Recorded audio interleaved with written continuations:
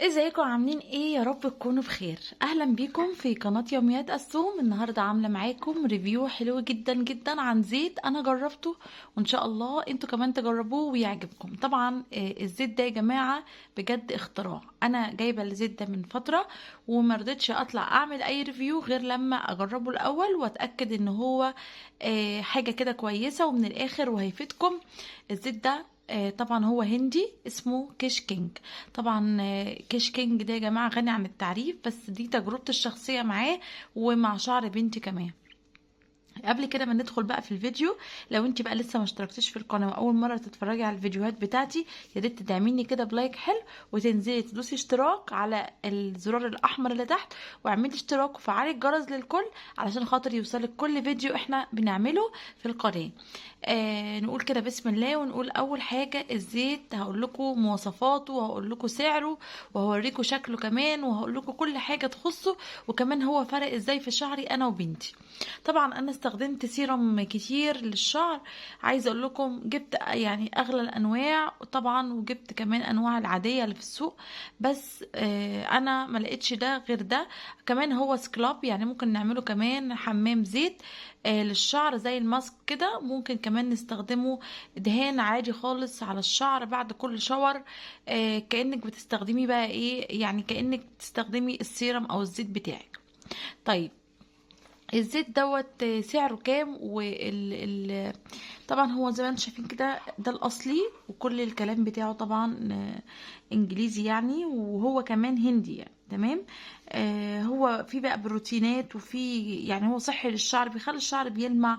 بصوا مهم جدا تشوفوا اللوجو اللي ورا ده علشان تعرفوا تتاكدوا ان هو يعني زيت اصلي مش مغشوش اهو زي ما انتم شايفين. بصوا كمان هو بيملى فراغات الشعر، كمان بيخلي فروة الراس نظيفة، وكمان بيتقل الشعر جدا وبيوقف التساقط بتاعه.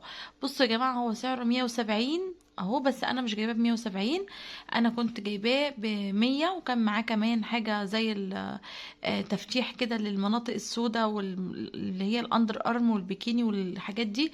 بس بصراحة هي خلصت يعني استخدمتها، ما كنتش عارفة ان انا هطلع اعمل لكم الريفيو ده. فانا كنت جايباه كان عرض عامل 100 جنيه، كان عامل 100 جنيه. طيب بصوا بقى استخدامه ازاي.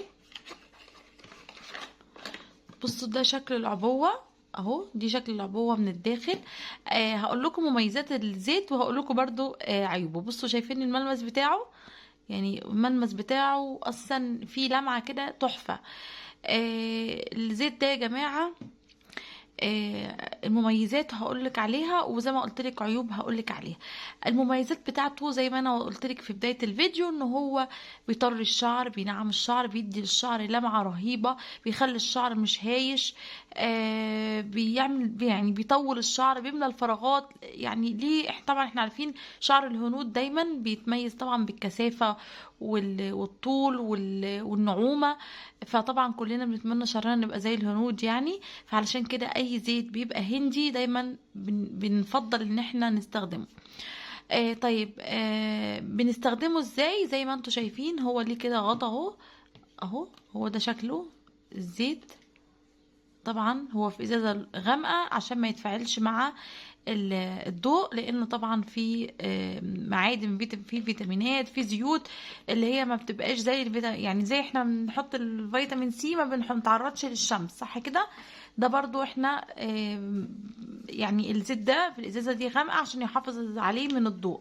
طبعا زي ما انا قلت لكم العلامه بتاعته اللي هي الاصليه زي ما انتم شايفين كده.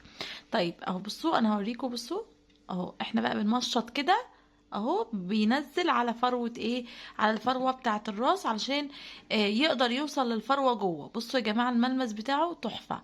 طيب ايه دلوقتي بقى عيوبه؟ هقول لكم عيوبه دلوقتي. عيوب الزيت ده يا جماعة في عيب واحد بس، ده من رأيي الشخصي يعني. ايه هو العيب بتاعه؟ هو ريحته. طبعا هو في زيت حلبة، في زيت توم، في مجموعة زيوت كده للشعر، في جنزبيل، في حاجات، بس هو ريحته مش احسن حاجة. يعني هو يعتبر الريحة بتاعته ما فيهوش عطر احسن حاجة.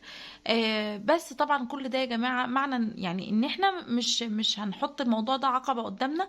ممكن تعمليه سكراب لشعرك ممكن تعمليه كمان يعني حمام زيت، وتدخلي تغسليه بعد كده لو انت يعني زوجك مسافر او بنوتك يعني صغيره وانتوا قاعدين في البيت او كده، ممكن تحطوه لها. حلو جدا يا جماعه، عن تجربه بجد بجد حاجه تحفه.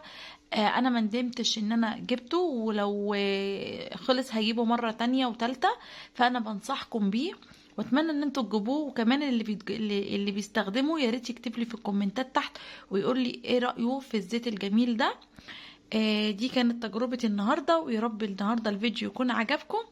طبعا ما تبخلوش عليا زي ما انا قلت لكم باللايك، واتمنى ان انتوا التجربه بتاعتكم دي. وكمان قولي لي سعره كام، لاني انا دلوقتي مش عارفه. انا كنت جايبه سعره زي ما انا قلت لكم، كان سعره 100 جنيه الكلام ده بالظبط من شهر. فانا مش عارفه دلوقتي الزيت غلي، وبعدين لما بصيت في سعره لقيته 170 جنيه. طبعا مش عايزه اقول لكم اهم حاجه تاريخ الصلاحيه. انا هنا جايبه تاريخ الصلاحيه بتاعه 3 سنين، يعني تاريخ صلاحيته حلو جدا. تمام. طبعا الزيت ده يا جماعه من امامي. طبعا امامي ده مجموعه زيوت اللي هو 7 اويل. طبعا في منه كذا شكل، بس الكيش كينج ده انا زي ما قلت لكم ده تجربه شخصيه مني، يعني انا جربته وعجبني. علشان كده انا حبيت ان انا اعرض لكم التجربه بتاعتي. بس كده يا جماعة، لغاية هنا نكون وصلنا للفيديو بتاعي النهاردة. يا رب يكون الفيديو عجبكم، ويكون قدرت تستفادوا من الفيديو بتاعي. لو ليكوا اي اسئله اتمنى ان انتوا تسالوها، وكمان شجعوني بقى باللايك الحلو، علشان انا الفتره الجايه محضره لكم فيديوهات حلوه جدا جدا. وان شاء الله لو انتوا كمان عايزين اي فيديو معين اكتبوا لي في الكومنتات وانا اعمله. بحبكم جدا، وان شاء الله اكون عند حسن الظن يعني، وما كنتش طولت عليكم الفيديو. اسيبكم في رعايه الله، حطوا بقى اللايك ومع السلامه.